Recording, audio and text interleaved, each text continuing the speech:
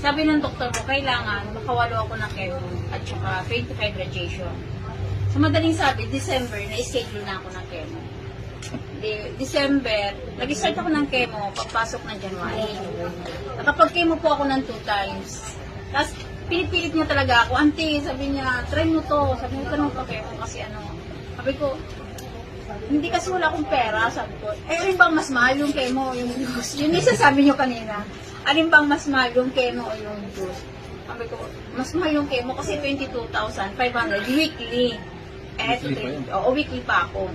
Kasi madaling sabi, nung unang chemo ko, lupay-pay na. Lupay-pay talaga ako. Dahil yung bukol ko po sa cervical ko is 6.6 ang laki. Sobrang laki na siya. Talagang hindi na niya, pumayat na ako. Etong katawan ko bago na ito eh. Tapos, pumayat na ako, wala na akong ganang kumain. Nakadalawang chemo ako. Nang dalawang chemo ko, napilitan talaga niya ako. Sabi, auntie, patry ko sa'yo. Bigyan kita. Sabi ko, wag na. Sabi ko gano'n. Eh di, sabi ko, sige, pilit nila. Sige, auntie, try mo to. Di, sige, sabi ko, try ko. Nung pangalawang chemo ko, nag-try na ako ng binigay niya. Pangalawa, nagtatlong chemo pa ako. Masigla ako. Ba't kaya may gana na ako kumain? Samantala Binom na kayo niyan? nag-chemo po ako. Kasi 8 nga daw po. Bago. Ang sinasabi ng doktor, 8.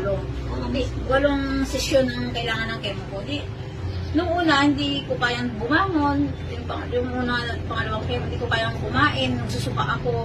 Talagang sobrang groggy na ako. Di. Nung pangatlong chemo ko, meron na ako ininom ito. Binigyan na niya ako ng 4 na bote ka. Sige, uminom ako ng una. Tapos chemo na naman ako ng tapos, pagkatapos ng chemo, sa upang ng bahay, uminom ako. Tapos, pinagkanan ako kumain. Samantala nung una ganyan. Tapos, sige lang, diretso lang sabi niya, huwag mong tigilan ng uminom ko. Ininom ko naman, nakikinig na nila ako sa kasi maganda. Kumbaga, hindi ko naramdaman yung panghihina na nauna ko naramdaman. Dahil sinusundo pa ako dati sa ambulansya. Nakapag-commute na ako, nakapag-commute na kami. Ako, sinusundo ako ng PGH. Sinusundo, hinahatid, nakasingle na kami. Naka-backride na ako, hindi na ambulansya nagdala sa akin. Dahil lang dito. Tapos ang pangatlo, ay pang-apat na chemo ko, chinek up ako ng doktor, tsaka laboratory. Sabi niya, ma'am, bakit ganun? Sabi niya, pang-apat mo pa lang na chemo eh. Wala na yung bukol mo. Tapos yung laboratory mo, okay na. Ay talaga, sabi ko, thank you Lord. Sabi niya, anong iniinom mo? Kasi usually talaga, nung nagkikemo ko, walang, lang nagako, hindi ko dala yung gamot na binibigay sa akin. In-stop ko yun. In-stop ko talaga yung gamot yun. Ito ang pinagpatuloy ko. Tapos di, 4 na Huwebes, chemo ko ng pang-4. Kinabukasan ng umaga ng Friday, tinawagan ako ng doktor. Sabi niya, Ma'am Maret, pwede po ba uli kayong pumunta rito? I-double check lang namin kayo. Sabi niya, yung pinakamataas na nag-army. Hindi kasi siya naniwala dahil kailangan ko ng 8. Tapos, tanghaling tapat, tumakbo ako ng PGH. Ako lang mag-isa, nag-commute ako. Wala na, hindi na ako na asawa ko. Tapos, sabi niya, bakit? Sabi niya, ba't ang sigla-sigla mo? Ano bang meron? Sabi ko, hindi ko po alam. Pero hindi ko sinabi na ganito kasi sabi nila nga, bawal. Ayaw talaga ng doktor naman ko. Hindi. Pinahiga niya uli ako. Lahat. Wala akong kulani, wala. As in, wala. Grabe, power. Oo. Tapos sabi niya, Ma'am, sabi niya, okay na po kayo. Dok, okay na po kayo. Ano po mangyari? Eh di wala na, tapos ang chemo. Eh sabi niyo po 8. Nagpagkalo pa ako kasi gusto ko tapusin yung Oo, 8. Hindi ako magpalagay. Di nakaupo pa rin ako doon sa clinic namin sa 101 sa cancer sa PGH. Sabi niya, Ma'am, ano pong ginagawa niyo dito? Hinihintay ko po yung reseta niyo. Sabi niya, wala na nga po. Sabi niya, ang kulit mo talaga. Kasi gusto ko talaga na maklear ko talagang wala. Pero yung pakiramdam dito. Pero maganda ho, maganda. Eto bago ko na to kasi nung ang payat ko po talaga na yung namumutla, tapos tulog yung balat. Ibig sabihin, ma'am, yung Optijus lang po yung nakatulong sa Ito lang inyo? po talaga ang malaking tulong sa akin. Talagang ito lang. Grabe, kinikilabutan ako. Ako rin, hindi rin ako maniwala. Kaya sinat ko siya na, sabi ko nga, Naiyak nga ako Lord, sabi ko, sige nga, bigyan mo pa nga ako ng isang package. Sabi ko, tapos ini-expect ko na next Wednesday, Thursday, may chemo na naman. Tawag na naman ako sa PGH. Sabi ng doktor, ang kulit mo talaga, Mara. Wala na nga, tapos na. May schedule ka. Sabi niya, by April na for check-up.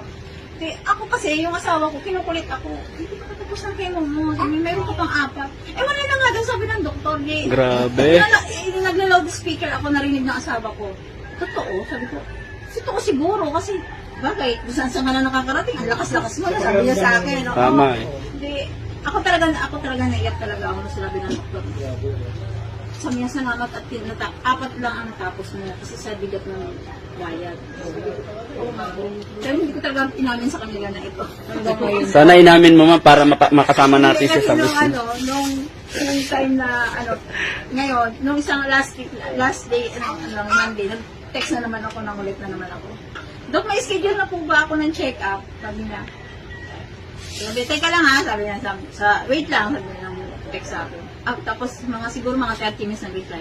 Wala na po, may schedule po kayo sa May pa, tentative pa. Kasi sabi niya, wala naman na kaming gagawin sa iyo eh. Sabi Grabe. niya, ipagpatuloy mo na lang kung ano yung meron. Tapos sabi niya, ano bang iniinom mo? Sabi ko, juice lang po. Sabi niya, anong juice? Yung 1 of tea? Ano yun? Sabi niya. Ma'am, puntahan natin. Talaga ako sa kanya nung sa telepono na sabi nung doktor ko sa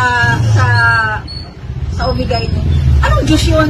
Sabi ko, i-try niyo kaya doc sa Google. Sabi niya, ikaw Maret inaano mo kami, yung lumot namin, hindi mo biniinom Sabi ko, kasi dito pa ako gumaling. Sabi niya, sige, magkita tayo sa May. Sabi, tentative pa ko ng petsa. Pero sa totoo lang po, sir, ang laki po talaga ng tulong sa akin. At saka yung po. Yung po, talagang napakaganda. Yung naging gamit niya Ang sarap ng tulog ko. Dati kasi minsan alas 10 ako tulog kasi nga yung sakit ng katawan, yung chemo, di ba ang sakit sa katawan ko, parang nagda-dialysis ka rin. Ganun. Ang naramdaman mo na ang sakit ng mga kasukasuan mo, tapos nasusuka ka, na hindi mo yung pagkain, walang lasa after ng chemo mo. Pero dito, ginanahan ako kumain. Lahat na kinakain ko, bahala sila dyan.